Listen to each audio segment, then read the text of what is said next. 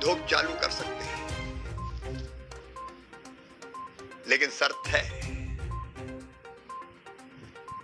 Number 1, हमने प्रदेश को 3 हिस्सों में बांटा है। नंबर 1 वो जिले जो संक्रमण से मुक्त हैं, हमारे आधे जिले लगभग संक्रमण से मुक्त हैं। वहां लॉकडाउन के नियमों का पालन करते हुए, निश्चित दूरी बनाए रखते हुए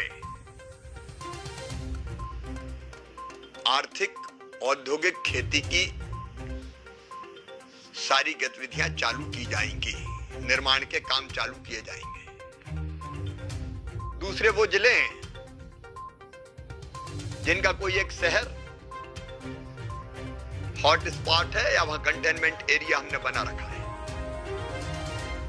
उस कंटेनमेंट एरिया को छोड़ के वहां से कोई बाहर नहीं जाएगा, कोई अंदर नहीं आएगा। उसको छोड़कर बाकी इलाके जो सामान्य है, वहां इस तरह की गतिविधियां चालू करेंगे। लेकिन जहां संक्रमण की स्थिति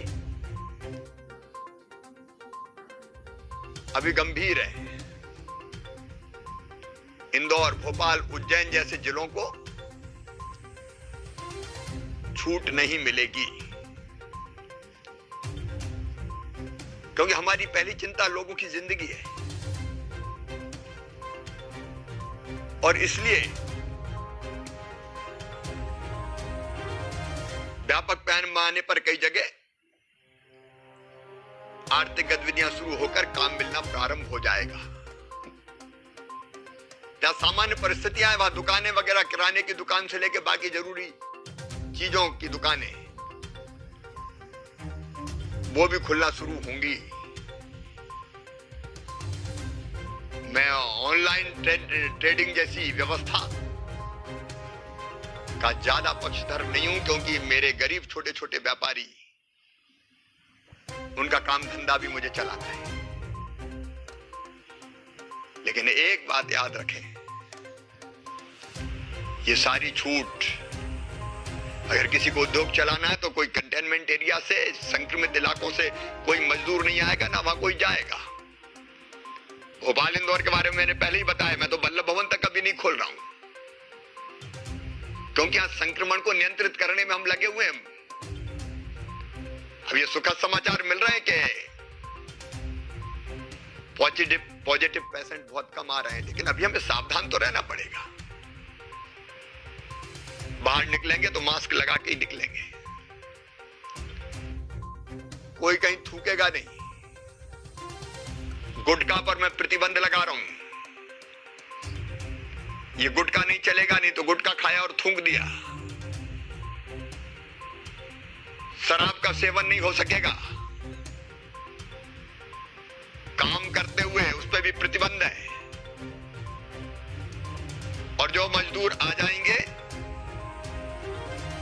वो ऐसे शहरों से आए जिसके किसी एरिया को अगर हमने कंटेनमेंट एरिया बना रखा है, तो फिर वापस नहीं जाएंगे, उनको कैंप में ही व्यवस्था करनी होगी। बुजुर्ग नहीं निकलेंगे घर से बाहर, क्योंकि उनकी जिंदगी को ज्यादा खतरा होता है। बच्चे नहीं निकलेंगे, बीमार नहीं निकलेंगे, जिनको फेफड़े संबंधी कोई भी बीमारी है, किसी और गंभीर बीमारी से ग्रसित है, उनको कोरोना वायरस जल्दी घातक साबित होता है। तो ये सारी सावधानियां रखते हुए सरकारी दफ्तर भी मैंने बताया कि हम ऐसे नहीं खोलेंगे कि खोला और भीड़ आ गई। ये खतरा ना हम नहीं उठा सकते। मेरे प्रिय बहनों और भाइयों, ये चुनौती है हमारे प्रदेश के सामने, कोरोना की चुनौती। इससे लड़के इसको हम खत्म करेंगे, ये जज्बा हमारे अंदर है। आप सबसे प्रार्थना है, हौसला रखिए, हिम्मत से लड़िए। और लड़ना मतलब मिलने जुलने की संपर्क की कड़ियों को तोड़ देना। उसका पालन कीजिए। इलाज के मामले में हम कोई कसर नहीं छोड़ रहे हैं। देश और दुनिया में जो बेहतर हो सकता है वो करने की कोशिश कर रहे हैं। आगे भी इन प्रयासों को जारी रखेंगे। और एक बात और कह दूं मैं, चुनौती तो है, लेकिन इस चुनौती को मैं अवसर में बदल कर ही चैन की सांस लूंगा। इस चुनौती के बीच से नए सिरे से प्रदेश को खड़ा करना है, नई राह पे प्रदेश को चलाना है। इसलिए आने वाले समय में अनेकों योजनाएं मेरे दिमाग में हैं। गरीबों के लिए, किसानों के लिए, माताओं बहनों के लिए, भांजे भांजियों के लिए, आर्थिक मंदी से प्रदेश को उबारने के लिए, उसमें हम कोई कसर नहीं छोड़ेंगे। बस आप सबसे यही निवेदन है, संकट के समय मध्य प्रदेश की 7.5 करोड़ जनता एकजुट हो। एकजुटता का परिचय आपने दिया है, अपवाद अगर छोड़ दें तो सारा प्रदेश एक है। मिलके हम लड़ रहे हैं, मिलके हम इस कोरोना को भी पराजित करेंगे और नए सिरे से अपने मध्य प्रदेश को खड़ा करेंगे।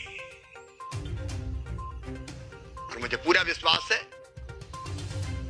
इसके लिए आपका भरपूर सहयोग मिलेगा।